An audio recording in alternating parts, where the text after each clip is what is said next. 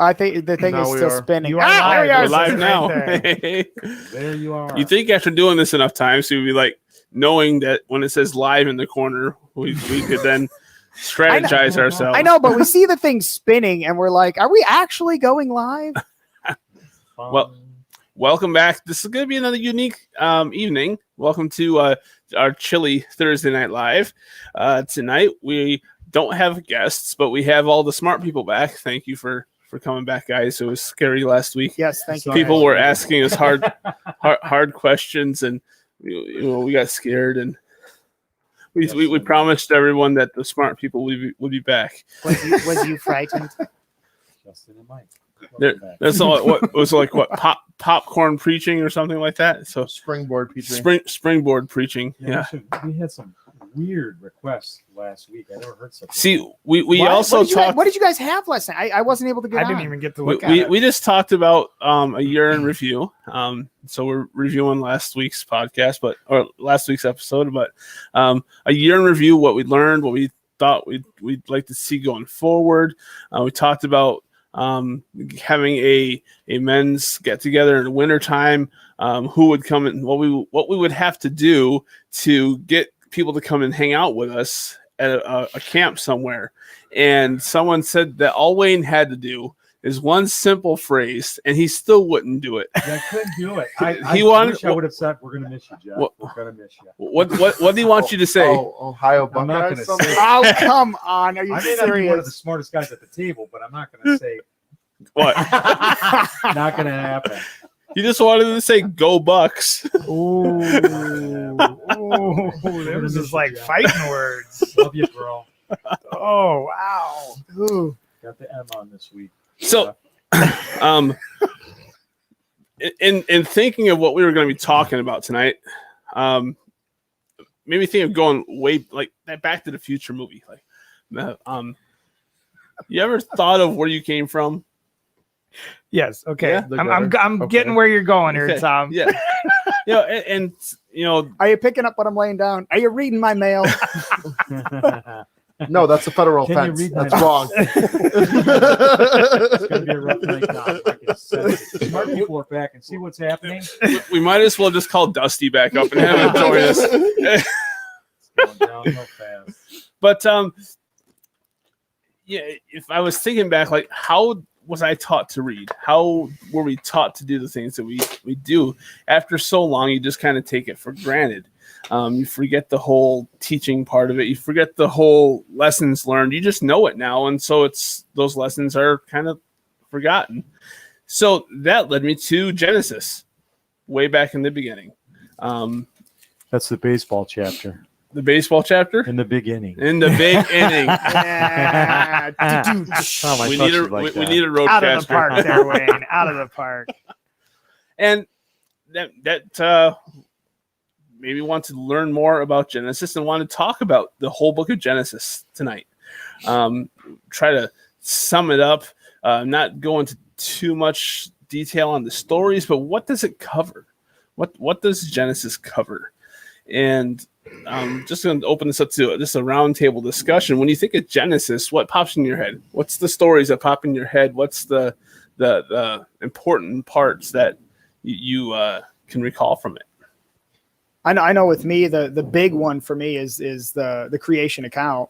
I know that because that had a huge impact on my. I don't want to say conversion, but my moving forward with Christ in my relationship with Him. So, like that was the big one that really hit me. So. That's the big one. I love that The one. big one, not the Big Bang. Not the Big Bang. Not the Big Bang. No Big Okay. Bangs. Yeah. So I didn't find that in the Bible, in Genesis, but I did find God's voice. Actually, Well, no. There wasn't there a is a Big Big Bang, but it happens at the end because it said He returns with a loud trumpet. So there is a Big Bang. What kind of Big Bang you looking for? But it hasn't happened yet. The book. Yeah, that's cool. So I thought that it would cover. Oh, I guess that might be Psalm a little bit later because like Goliath went down with a bang, the walls of Jericho went down with a bang, and the Jericho had to be a big bang. Right? Yeah, that had to have been a big one. Yeah. No, I think that was more like a. I think Genesis, if you think about beginnings, creation is a big deal in Genesis because I think that's as far as a lot of people get. What do you mean, like reading scripture? Okay. I think that's like the extent. Oh yeah, God created the earth. Okay. And then what? I don't think people read past that. There's a whole lot of information after that. You know, there's a lot of things that come after that. And you know, Genesis is a big book and people don't understand how big it really is. There's a lot there. There's a lot of history of man. There's a lot of history of the world. Yeah. And how we came to be multicultural. Yeah. Oh yeah. You know, and how do you get all these different languages and where does all this come from? A lot of people forget the rest of the story, as Paul Harvey used to say. Wait, you got to do it with his voice. Do it with his voice. Do not babble on about this. The Babylon about Babylon. Oh man, I love this. So what one sticks out the most for you? Like what again, I always thought the story about the Tower of Babel was always a comical story, you know, and in reference to, if you read it, I mean, God had to have a sense of humor. No question. If you really look and read how he did that, I mean, you got one guy working up here and the other guy's working down here. And 1 second they're talking with each other and conversing. Hey, yeah, throw me that brick up here. And then next thing you know, he's like, hey, throw me that brick up here. And the guy looks at him and is like, huh? Yeah. And just does something. He's like, oh, what are you doing? You know, I told you that brick, not that. Hey, you know, Luigi, what are you doing? And it just New York construction workers just popped in my head. Yo, what you doing, man? You know, again, there's so much in the book of Genesis that that's one of the bigger stories that if people do read it, it sticks out. I mean, as a kid, I remember hearing that story, but when I read it for myself, it made so much, it was just more comical and it made more sense. And then I looked at more of the history of man and the history of the world. And it really makes a lot of things come to light when you look at our cultures in the world and where they came from and how did they get there and why were they in those areas and how in the world did we get these different languages spread out. Right. You think about that, and then you think about the flood later, you know, and think of how the flood occurred, you know, and what amazing like stuff, how things just get separated, and it's just amazing. Here in the very beginning of Genesis in my Bible here, it has a little like prologue. You want to go all the way back to the big inning. The big inning, yep. Okay. All the way back. And I thought this was interesting because it has lots of big words that I'm going to attempt to try to read. And it says Genesis, a Greek word meaning origin or beginning, big inning, was the title given to this book by the translators of the 3rd century BC Greek Old Testament known as Septuagint. Thank you, smart one. All that Septuagint means is the Greek manuscript of Scripture. Yeah. Okay. The first word in the Hebrew text, Bereshith, means in the beginning, and it is used as the Hebrew name for this book. It skips down and it talks about how this book begins with the creation of the universe, but the focal point is the creation of mankind. As the human race multiplies, the account is narrowed to certain genealogical limits. That'd be the flood, I believe, right? No, because that narrows it right down. genealogical is actually the building table of DNA. Good try though. But it narrows it down. Yeah, because now we got Noah and his family. Kingdoms and everything. Right. When it comes to that, because you go from, I mean, we don't know what millions of people, hundreds of thousands, down to literally 8 people left. Right. So that's the big bottleneck right there. It's like, okay, start small, swells, and back in the mix again. So let's just shoot this out too. Also, I want to encourage anybody who has comments about that. What's something that sticks the most in your mind when it comes to any of the listeners or watchers out there? what sticks the most in your mind when it comes to the book of Genesis? And it can be anything that really grasps you. Go ahead. I didn't mean to interrupt you, man. The one thing that I can't wrap my head around is the author. See, there are chapters in the book that I kind of doze off while reading. I wonder if he did the same thing. Like, who was Noah's dad again? Who was, it's like, they begat them, and that begat them, and they begat them, and they begat. Well, he's probably really into it. Tom. That's what I'm saying. Yeah, he was probably on the edge of the seat. For Wayne, he was probably like, "Oh man, someone's gonna love this part." Yeah, that would be Justin. That would be Justin. Yeah. For me, I'm looking at the first 2 chapters, and I'm going to stereotype myself. I'm a big sports guy, spectator sport. Can you imagine having a front seat to all of these things that he did? Right. His voice, Mike, you mentioned his voice. He spoke, and it was. That is so freaking amazing to me, to just speak the words, and it was. I mean, he hovered over the waters. Like, are you kidding me? You sleep a little bit, you elbow whoever's sitting next to you. Come on, he's getting ready to do something again. This is amazing. But I do remember as a kid thinking, boring. But as I grew up and matured, this stuff is pretty cool, especially when you have other people out there trying to explain it away. As a spectator, a lover of spectator sports, this must have been tremendous. The whole thing. From start to finish. The Bible Belt Bros. Hey guys from Ohio. We know those guys. That was the running gag too. We're the guys. Because they told him that we were in Ohio, and so he's like, "I never been to Ohio." I'm like, we're not in Ohio. We're in Michigan. We're as far away from there as we can be. Comfortably. No. We could go farther. Yeah. We're Ohio's Canada. Yeah. We're Ohio's Yeah. Canada. And the gate is closed. Cross the border. No protest for you shall not pass.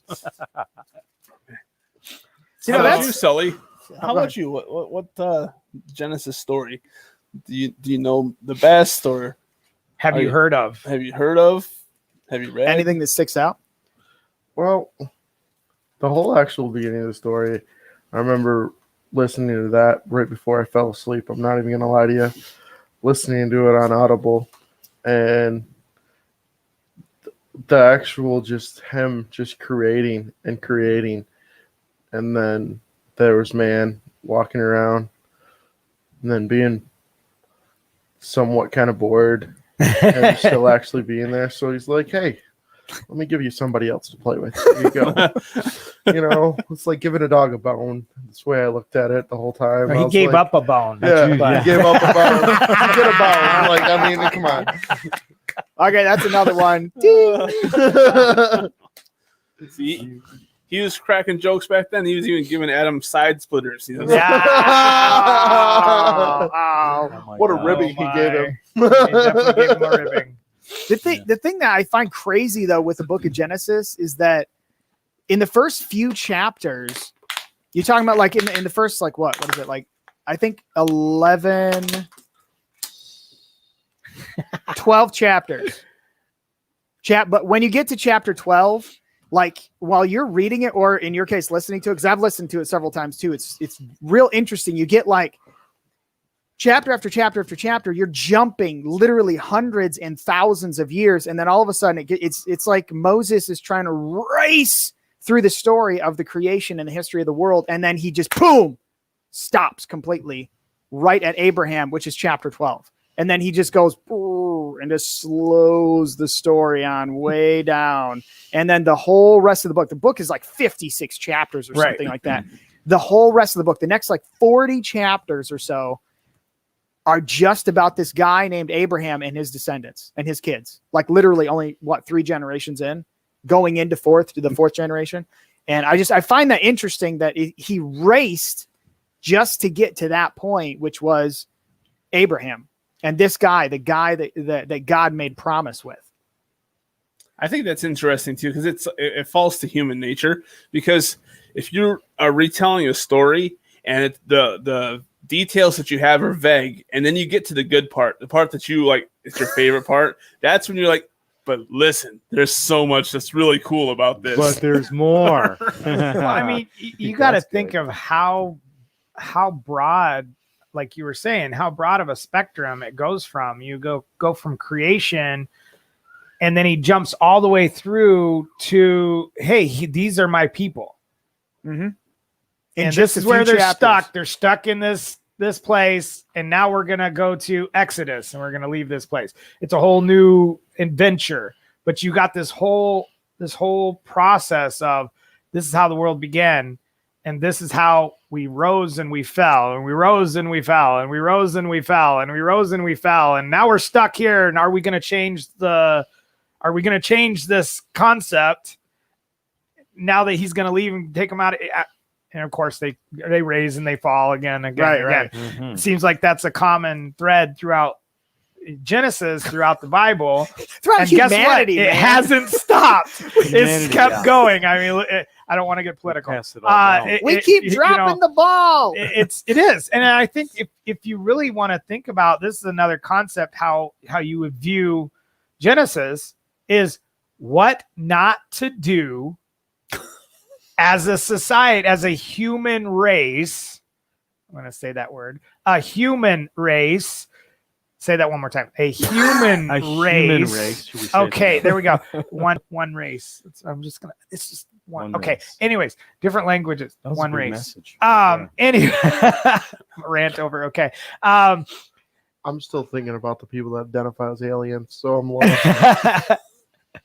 But so if you think of that, these are the things how many times has he laid this out in his word of what not to do? All over. I mean, like it's he peppered shows us everywhere. every single time why a society rose and why it fell. It rose and it fell, and it does it over and over again. If we want to learn from something in history of how to make a country good, how to make a culture good, how to create something that will sustain itself, you look at the history of the Bible and go, this is what we shouldn't do. We shouldn't try to, for instance, Tower of Babel. We shouldn't try to collectively do something and try to be bigger and go and make ourselves as gods and form that type of culture, and in society, because that turns into chaos, and it will turn into chaos. Mm-hmm. Or, some of the other, look at Noah. You have the extremes on that side where everybody's just their own police, their own force. And if I don't like you, Wayne, you looked at me weird, I'm going to kill you. Bang. And that was that society. And it was just to an extent that it was bad, I mean, again, details. so much stuff in the book of Genesis that it's like, I'm glad. Wow. That I'm really glad for more than one reason that Jesus came down and he saved us, and he's the eternal sacrifice. Because Justin and I were talking about this, and there's a part in Genesis where it talks about how they made covenants back then, and how they would get the animals and cut them in half, and then walk through the halves and then meet them in the middle. I'm glad they did away with that practice. How difficult would that be nowadays to go get a lease on a car? you better There'd make be a a covenant. farmyard in the back. God. All right, let's sign this. Let's do this now. Right. Yes. Yeah. The blood covenants. Yes. Walk Yeah, right. with me through this cow. I mean, yeah, there was a lot of, wow. Yeah. You talk about some insane regulations. Well, Genesis was, when you look at it, it's the whole, like, if you look at Genesis as a pattern, what you find is that there are actually promises peppered everywhere. Oh yeah. That God gave, not just to Abraham, like even all the way back in the garden when they fell, God says, okay, listen, there's going to come a savior, and he kind of explains it a little bit. It's going to crush your head, Satan, and you're going to bruise his heel, And then there's more promises like, okay, Noah, listen, I'm going to save you and whomever else happens to go into this ark, which was nobody except for them. Okay. You know what I mean? Like God made these promises with humanity for one purpose and one purpose only, and that was redemption. He was trying to redeem humanity, and this was like the beginning, seeds of him trying to redeem humanity. And like what you were saying, Mike, which is perfect, because every time God makes these promises, he kept up his side. Right. But we failed it every time. Every time. And I say we because we could point to the Jews all we want, but I'm sorry. It was the human They're race. almost as good as sinners as we are. Human race. It's the human race. Right. Just kept messing up. We've over messed and it over up. Again. I think it's awesome that God, right out of the gate, when everything just completely goes terrible, God right out of the gate's like, okay, you know what? There's a door over here, and I want you to walk through it. He gives them a way out. This is a way out of your circumstances. And he makes this promise and sets this kind of stuff. I think it's so cool that I guess we have a God that he creates this beautiful world. We mess it up, and yet he still comes back to us and says, do you want out of this situation? Right. And he keeps giving us mercy and grace throughout just, the whole thing. just over and over throughout Genesis. It's continuing over and over and No, over it's and over because again. the He never human stops. race is on a roller coaster. Yes. That just keeps going up and down. Yeah, and because I think we keep failing. personally, when I get comfortable, that is when I make my mistakes, because I'm not looking to God anymore. I feel like I can handle this. I'm doing well. I got And this, you God. see it all the way through the Right. Bible. Yeah, I got Yeah. this. I don't need you. Thanks, Right. though. I mean, thanks, but I'm going this way, and I feel like Well, I got it. And that is what happens, and you see it over and over and over. And Look I at our see it in my own look at our life. society. I don't mean political. I just say look at our society now. And in the past 60 years, our society has gone in that same direction, and we're making the same mistakes Mhm. as the people in the Bible have. When it comes to making the same mistakes with society as a whole, saying, we started out, and God, you helped us get going. But I think we can handle it from here. We'll take you out of this section of our stuff. We'll take you out of this. Yeah. We'll take you out of that. Mhm. We got these areas, God. Let More us do time- that. So I like where you're going, because that's Yeah. exactly what we're doing as a society, and that's not just our country. That's across Well, the and world. they're saying it doing out those loud things. too in the press. They're saying it out loud. Right. And the mayor of a really big city said God had nothing to do with this. Right. We did this. Right. And that's how society is going. Yeah, we're in trouble. We're A in lot trouble. of that, I think, falls back on the people of God, like Noah. Noah did get up and he did stand there for 120 years preaching and preaching and preaching. But at that point, the society had gone to such an extreme that Noah was the only one left, him and his family. So if you're going to go to an extent of that extreme where it takes you that long to stand up Mhm. and to be heard, at that point, you're basically scavenging to just save whoever's left. Look at Yeah. Lot and his family. Okay. Look at, That's a a- salty, again, it's a very salty subject salty there. situation. So for folks that don't know, you might want to look up the story of Lot and his wife as they left the city. She It's not too turned big and of a looked. story, so look it up. Yeah. Yeah, Yeah. she That's turned awesome. and Look it looked, up. And and now that you set Wow. that pillar up, I'll jump off of it here with the final paragraph here in this introduction to Genesis. This book of Genesis is the introductory book in the account of God's progressive self-revelation to the human race. Is crucially important. It's quoted more than 60 times in the New Testament, where this revelation culminates in the person of Jesus Christ. In this way, Genesis provides the historical account of the beginning of God's relationship with mankind that is foundational for and essential to a proper understanding of subsequent divine revelations. Now, in our recorded podcast that we're going to be recording right after we do this, this is what we're going to start walking through. We're going to start walking through Genesis. Mm-hmm. We're going to be talking about these revelations that occur throughout it, and look for this to be released, and we'll let you guys know as we do it, because we're excited to kick off this walk through this. And with that, does anybody have anything else to add to this before we're going to sign off? We're going to keep these down to around half an hour instead of making people sitting in front of the screen for an hour. I got one thing to say. If we just talked about a lot of different topics, and that was not the whole book. Right. No. Okay. So there's a lot in those 50, isn't it 50 chapters? 50. Yep. 50 exactly. 50 chapters of Genesis. There's a lot of information in there and a lot of awesome information, a lot of things we can talk about, learn from, experience, and get feedback from different point of views.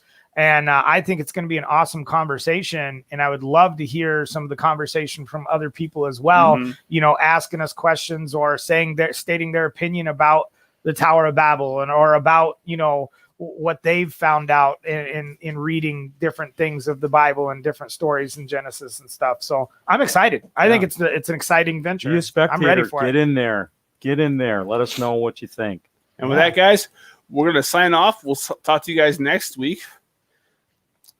Wow, you got a bug down here in the studio.